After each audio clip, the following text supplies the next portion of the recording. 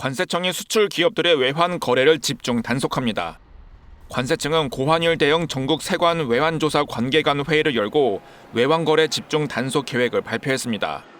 단속 대상은 법령을 위반해 무역 대금을 회수하지 않거나 가상 자산 등을 악용해 변칙적으로 무역 결제를 하는 경우 외화 자산의 해외 도피 등 3가지입니다. 특히 국내에 들어와야 할 무역 대금을 신고하지 않고 부당하게 회피하는 수출 대금 미회수 행위를 중점 조사할 방침입니다. 대상 기업은 모두 1,138개로 세관에 신고된 수출입 금액과 은행을 통해 수령한 대금 편차가 커 보이는 것들입니다.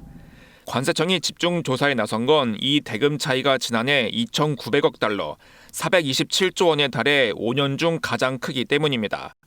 무역거래 특성상 일정한 편차는 발생할 수밖에 없지만 편차가 지나치게 커 외환이 순환되지 않는 상황이라는 게 관세청의 판단입니다.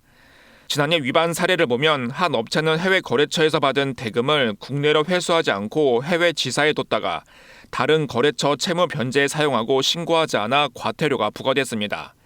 또 용역 대가를 게임머니로 지급하면서 신고하지 않은 한 게임 업체도 세관에 적발됐습니다. 기업이 수출로 번 외환을 해외에 보관할 수는 있지만 다른 채무와 상계 처리하는 등 특정한 경우나 외환의 지급이나 수령 사실 자체는 정부에 신고해야 합니다. 관세청은 환율이 안정될 때까지 단속 TF를 구성해 외환 검사를 이어갈 계획입니다. KBS 뉴스 이세중입니다. 대구의 한 대형 할인점. 손님이 상품 가격을 꼼꼼히 들여다봅니다. 채소, 과일은 물론 수입 쇠고기 값까지 크게 오르다 보니 선뜻 집어들기 쉽지 않습니다. 꼭 필요한 건 사야 되는 부분인데 그렇지 않은 거는 조금 모아뒀다가 이렇게 마트 큰 행사를 한다든가 이러면 그때 조금 쟁여두고 그렇게 먹는 거고. 지난해 소비자 물가는 2.1% 올랐고 대구와 경북 역시 같은 폭으로 상승했습니다. 정부는 물가가 안정세에 접어들었다고 밝혔지만 현장에서 느끼는 것과는 괴리가 큽니다.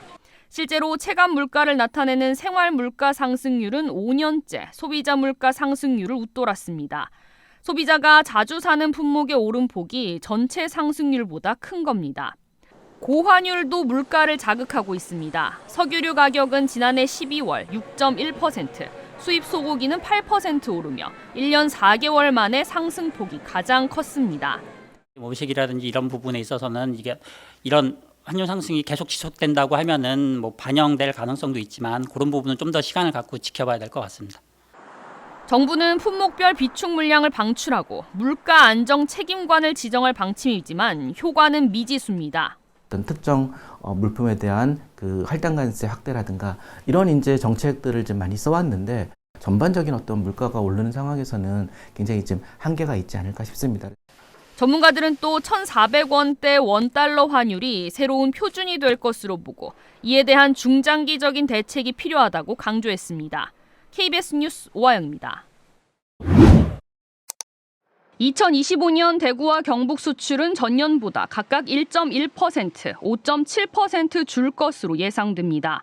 대구는 주력 상품인 2차 전지 소재, 기타 정밀 화학 원료 수출이 늘었지만 최근 20년 새 최대였던 낙폭을 완화하는 데 그쳤습니다. 특히 대미 수출은 12개월째 감소세입니다. 경북은 무선통신기기 부품 수출 증가에도 철강과 화학공업의 업황 악화로 수출은 더 크게 줄 것으로 보입니다. 지정학적 리스크 외에도 최근 원달러 환율 급등이 원자재 가격과 금융비용 상승을 자극하며 실물 경제에 부담이 되고 있습니다.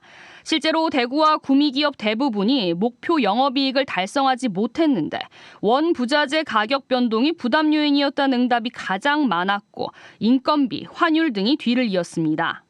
지금 히토리도 가격을 예상을 할 수가 없어요. 예를 들어서 5만 원 하던 것이 30만 원, 40만 원으로 갈 수가 있거든요. 그것이 지금 아직 공급 자체가 안 되니까.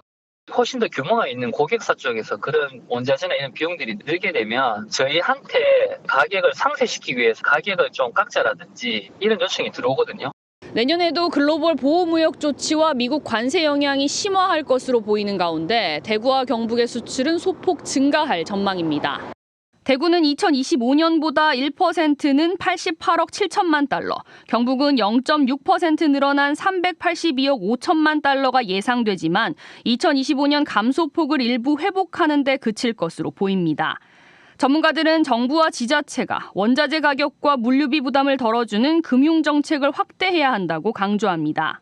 관세 영향이 큰 품목과 기업을 선별해서 맞춤형 컨설팅 그리고 대응할 수 있는 정보를 제공하고 환변동 또는 이제 관세 리스크 부분을 줄일 수 있는 무역 보험과 보정 지원을 강화할 필요가 있습니다. 또 미국 의존도가 높은 기업에는 남미나 아프리카 등으로 수출 시장을 다변화하고 국내 판로를 열어주는 지원을 강화해야 한다고 덧붙였습니다. KBS 뉴스 오하영입니다. IMF 외환위기 당시 외환 보유액은 39억 달러까지 빠졌습니다. 기업이나 은행들이 앞다퉈 달러 빚을 냈던 결과입니다. 이후 달러 빚, 외채는 금기어처럼 됩니다. 외채를 억제하는 겹겹의 규제가 생깁니다. 정부의 단기 외채와 또 외환 관리 미숙이 지금과 같은 금융 위기를 초래했다고 진단했습니다. 정부는 이 기조를 일부 바꾸기로 했습니다. 지금은 설사 빚이더라도 달러가 풍부한 게 더 낫다는 겁니다. 정부와 기업, 국민이 가진 달러 자산이 달러 빚보다 550조 원 이상 많다는 점도 감안했습니다. 일단 외국계 은행인 SC제일은행과 한국시티은행부터 선물환 규제를 풉니다. 본국 모은행에서 달러를 지금보다 2배 이상 들여와도 문제 삼지 않기로 했습니다. 국내 은행은 외화 규제를 낮춥니다. 정부는 돌발 상황에 대비해 은행이 달러를 쌓아두도록 규제합니다.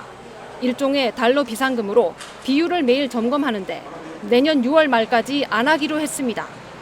비상금 덜 쌓아도 되니 달러 대출 더 하라는 신호입니다. 달러 공급에 숨통을 터주면 과도한 고환율이 잡힐 거라는 게 정부 판단입니다. 수급적으로 불균형이 되면서 현재 1470부터 계속 등락을 우리 경제 펀더멘탈에 비해서 좀 과도하게 벌어진 거 아니냐라고 생각해서 시장을 좀 엄중하게 보고 있다. 개인에 대해선 해외 고위험 투자 교육 의무화 확대, 국민연금은 외환 스와프와 환 해지 연장, 이번엔 은행에 달러 풀라는 신호까지. 달러 늘리기 영끌 총력전 중입니다. KBS 뉴스 송수진입니다.